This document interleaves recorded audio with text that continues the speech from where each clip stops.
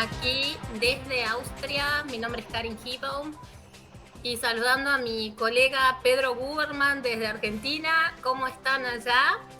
Hoy vamos a comenzar nuevamente con nuestras noticias desde Europa. Ha habido muchísimas novedades, pero esta semana nos vamos a centrar a lo más importante, y es que hemos visto los resultados de las elecciones, comenzando por Eslovenia y Francia. Vamos a hacer un breve análisis sobre la situación y lo que está sucediendo en Europa debido a la guerra, debido a la inflación, a todo lo que nos está atrapando mundialmente. Hay diferentes reacciones en los partidos políticos y en los países de acuerdo a la experiencia que han vivido. Vamos a hacer un recuerdo, digamos un recordatorio de lo que pasó por ejemplo, en Hungría. En Hungría vimos que ganó la derecha de Orbán. ¿Por qué? Porque ellos habían sido víctimas del socialismo, del comunismo, y se han dado cuenta que al vivir en una democracia ha mejorado la calidad de vida y tienen miedo de volver a caer en manos de un socialismo o de un gobierno global. Lo mismo lo vimos con Serbia. En Serbia, donde han ganado los conservadores liberales, también de derecha. ¿Y qué pasó en Eslovenia? Bueno, voy a leerles un resumen que escribí para ustedes sobre este análisis, que es muy importante para tener en cuenta en América Latina, ahora en las nuevas elecciones, porque sabemos que lo que sucede en el viejo mundo es un espejo de lo que puede suceder en América Latina. El primer ministro de Eslovenia pierde las elecciones frente al candidato liberal. El liberalismo ganó en Eslovenia. Y tenemos el recuento de las elecciones parlamentarias en Eslovenia confirma el triunfo del nuevo partido Movimiento por la Libertad, que sería un movimiento de tendencia libertaria, encabezado por el ecologista liberal Robert Golob. Los resultados asestan una dura derrota para el partido gobernante demócrata esloveno del primer ministro Janez Janša, que aspiraba a un cuarto periodo en el cargo. ¿Se dan cuenta? Demócrata, socialista, cuarto periodo. O sea, quieren centrarse en el gobierno para ser dominadores y dominar la situación. Entonces ahí estamos hablando de que no hay una democracia. Eso es lo que ha sucedido en Eslovenia. Como vemos, los eslovenos también ya despertando, porque buscan una solución de libertad. Un libre comercio, pero no perdiendo su propia identidad, su propia nacionalidad. ¿Qué son estas estructuras? Vamos a explicar un poco. Liberales, conservadoras en Europa. Son países con estructuras gubernamentales y partidarias que, si bien están abiertos a la apertura del libre comercio, tienen el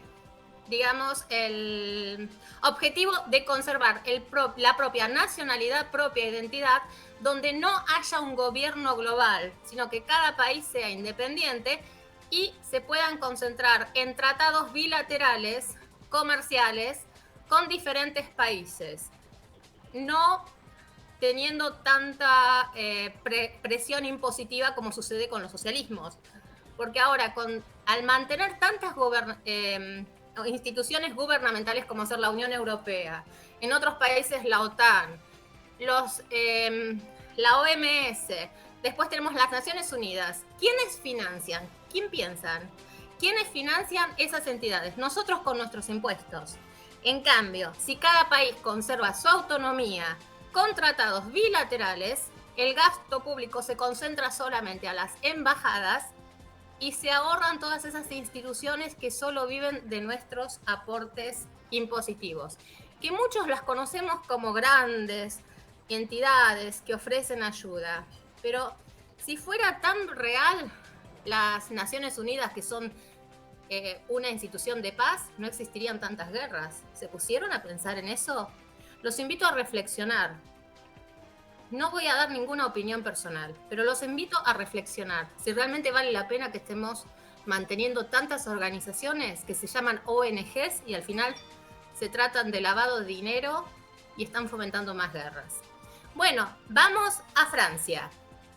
En Francia tuvimos las elecciones, ganó nuevamente acá en Europa, en Austria, se lo llama el Casanova Macron. ¿Y por qué? Vamos a ir a un dato farandulero. Macron se ha casado hace unos 20 años atrás con su maestra de teatro, quien le lleva 24 años. Ella tenía 39 años y él tenía 15 años cuando se enamoraron. Había sido un gran escándalo en Francia. Pero esta mujer es quien lo ha llevado al poder en Francia, porque ella con muy buenas relaciones con... Y ahora les voy a nombrar nuestros amigos de la élite. Con Rothschild, con Rockefeller. Son los íntimos amigos de la esposa de Macron. Entonces, ¿qué sucede? Macron sigue en el poder. Ahora se está analizando, ¿fueron realmente leales esas elecciones? ¿Cómo llegó a tantos votos cuando realmente las encuestas decían totalmente lo contrario? Lo dejo a la reflexión de ustedes. Elecciones en Francia. Y un colega mío francés que trabaja conmigo en la tele austríaca me escribió lo siguiente: veo con cierto pesimismo lo que va a pasar en los próximos 5 años.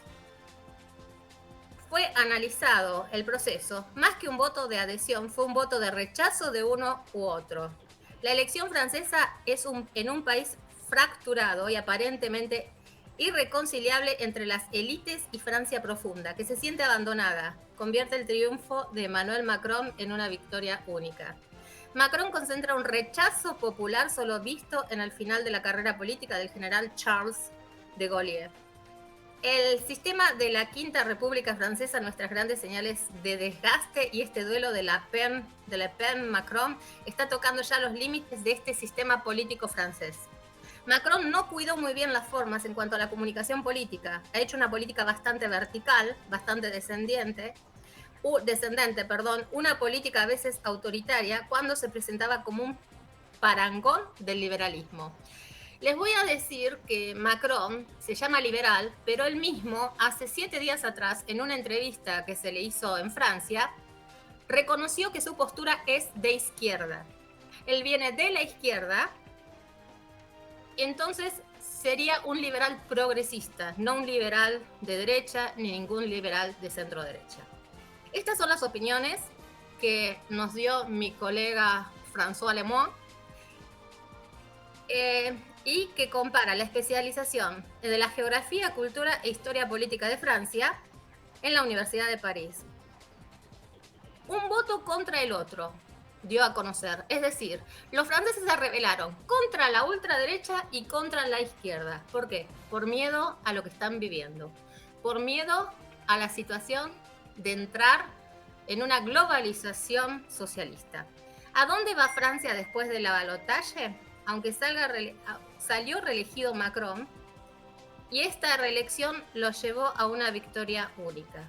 Pero ¿cuál es el problema? El problema es que Francia sigue en los mismos pasos, hoy siendo Macron el títere de la Unión Europea, de la OTAN y de Biden en los Estados Unidos.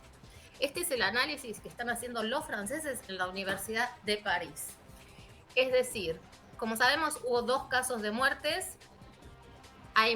Le tiraron tomates en una presentación que hizo anteayer Macron en Francia. La sociedad se está rebelando en contra él. Entonces, ¿cómo puede ser que haya ganado las elecciones cuando tiene casi el 80% de la sociedad en su contra? Nadie analiza, todos se mantienen con financiaciones, y ahí está la gran duda. ¿Que es un gran problema para Europa? Sí lo es. ¿Por qué? Porque Macron tiene mucho poder en lo que es la Unión Europea, y muchos países, inclusive ciudadanos de los mismos países, quieren abrirse de la Unión Europea por todo lo que está sucediendo con el tema de la OTAN y este vínculo entre Rusia y, como sabemos, Rusia y Ucrania. Porque ¿qué sucede con Rusia y Ucrania? Ninguno de los 2 países ni forman parte de la Unión Europea ni de la OTAN. ¿Y por qué tenemos que vincularnos nosotros, los países europeos, a este conflicto? Y hoy que no solo está vinculándose Europa, sino que está perjudicando las economías mundiales de Eurasia, de Oceanía, de África y de América Latina, cuando América Latina hoy tendría que estar en la cumbre, porque como sabemos y reconocemos la historia, cuando Europa entra en una crisis, América Latina empieza a fortalecerse. Pero debido a que ustedes en América Latina están rodeados por tantos socialismos globalistas de las élites, no permiten el crecimiento de ustedes. Entonces depende de ustedes a quiénes votan y depende de ustedes la decisión de quiénes van a ganar. Van a seguir influenciando esta élite que solo 5 o 6 familias mundiales se enriquecen a través de la pobreza nuestra. Está todo esto para reflexionar y para pensarlo. Bueno, tenemos el próximo tema que dijimos de tratar. Problemas de envío de gas y la postura de Austria con los proyectos. Bueno, ¿por qué Austria? Porque como sabemos, Austria es uno de los países neutrales y que le dio el ok a Rusia de seguir pagando la transferencia de gas con los rublos. Bueno, ¿qué pasa? Ahora, hay un gran problema, que Rusia ha comenzado a cortar el gas a países como Polonia, como Suecia, está amenazando a otros países por estas sanciones provocadas y ahora se encuentra Europa en una gran situación de aprieto. El cambio climático, donde hoy todavía tenemos temperaturas bajas, donde no está funcionando bien el sistema de la energía, está aumentando con las inflaciones. Y el otro tema es que Europa sí o sí depende, por lo menos hasta el 2027, del gas ruso. Y mientras más se le pongan en contra Europa a Rusia en este momento, se trata de tomar decisiones estratégicas. Dependemos económicamente de ellos. Entonces, mientras más lo ponemos en contra, más estamos provocando tener un déficit económico, un déficit de energía y el peligro de las amenazas de Putin, quien sabemos está con problemas de salud también, de sus amenazas de provocar una tercera guerra mundial. Y esto es muy serio. Todo, ¿por qué? Por mirarse al propio ombligo, lo que es Suecia, Finlandia, por el capricho de los diputados de la Unión Europea, que solo miran el propio ombligo y no miran en la seguridad mundial de lo que necesita la gente. Se miran en ellos, por el amor al poder, pero no tomando en cuenta que están perjudicando la economía mundial. Y piensan que perjudicándonos ellos se van a enriquecer más. Pero cuanto más nos desfavorecen, más se está despertando la sociedad y más conflicto va a haber en esta sociedad que hoy está tan marcada con estos conflictos económicos, geopolíticos y de ambición de poder con esta cultura política narcisista. Ese es el tema que realmente nos está afectando muchísimo y que vemos. Austria dio el sí a Rusia. Austria no mezcla lo que son las negociaciones económicas con los conflictos geopolíticos y conserva su neutralidad. ¿Por qué? Porque el envío de armamentos, el financiar los armamentos, financiar una guerra, no nos lleva a ningún lado y nos está perjudicando como sociedad a nivel mundial. Y así es como estamos viendo todos nuestros temas. Bueno, vamos a un tema muy importante que también lleva, en este caso, a la visita de 4 diputados liberales en Austria en un evento que se organiza hoy a las 18:30 horas en el hotel de Schönbrunn. Es un evento que se llama Quo Vadis Europa, Migración Política de Seguridad y Ucrania, con 4 eurodiputados. Y entre ellos lo organiza la Fundación de Identidad y Democracia en Viena, una mesa redonda que en el discurso principal sobre este tema lo pronunciará el presidente regional del Partido de la Libertad de Viena y concejal Dominique Nepp. En resumen de la clausura, correrán a cargo de Maximilian Krauss, que es el presidente del FPÖ de Viena, y los eurodiputados Marco Campomenosi de la Lega y de Italia, Ernest Schaller-Barros de Fidesz Hungría, Herman Tersch, que ustedes lo conocen mucho en América Latina, de Vox, España, y Harald Wilimski, del Partido de la Libertad Austríaca. Este evento se realizará en el Park Hotel Schönbrunn en colaboración con la Academia de Viena de la Libertad. Es un evento que está organizado para unirse los partidos liberales europeos. Hoy comienza ese evento en Austria y el objetivo es luego unirse con los partidos liberales de América Latina para hacer un gran frente liberal y de derecha a nivel mundial y luchar contra estas izquierdas que nos están desfavoreciendo tanto a nivel mundial. Bueno, y como último momento y último tema tenemos ese problema que está tan serio, las amenazas de Putin de aumentar las fuerzas de combate si no se aceptan las disposiciones que él está ofreciendo para terminar con este conflicto y que realmente se escuchen los deseos y reclamos de Rusia. Lamentablemente estamos en una situación de que no sabemos dónde vamos a estar parados. Hoy se reúnen nuevamente diputados de Ucrania, de Suecia, Finlandia y el presidente de Hungría con Putin en una videoconferencia para ver si pueden llegar a ciertos acuerdos. Estas son las noticias de esta semana. La semana que viene ya seguiremos con nuevas informaciones más actuales porque ya tendremos mayor seguridad de lo que está pasando. La inflación sigue subiendo al 7,5% mensualmente en Austria, Alemania, Suiza. Como sabemos también el tema del problema de Suiza debido a estas situaciones. Y estas han sido las noticias del día de hoy.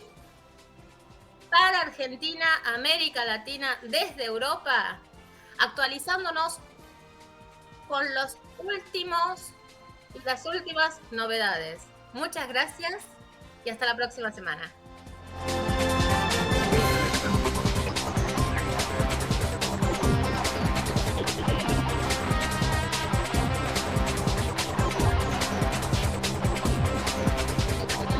Seguimos energizando tu tiempo, tu vida, tus momentos, con la mejor música y sonidos de todos los tiempos, matizando con los contenidos periodísticos auténticos para saber lo que realmente pasa. Galáctica.com.ar. Te hacemos buena compañía. Galáctica Digital, radio y TV online.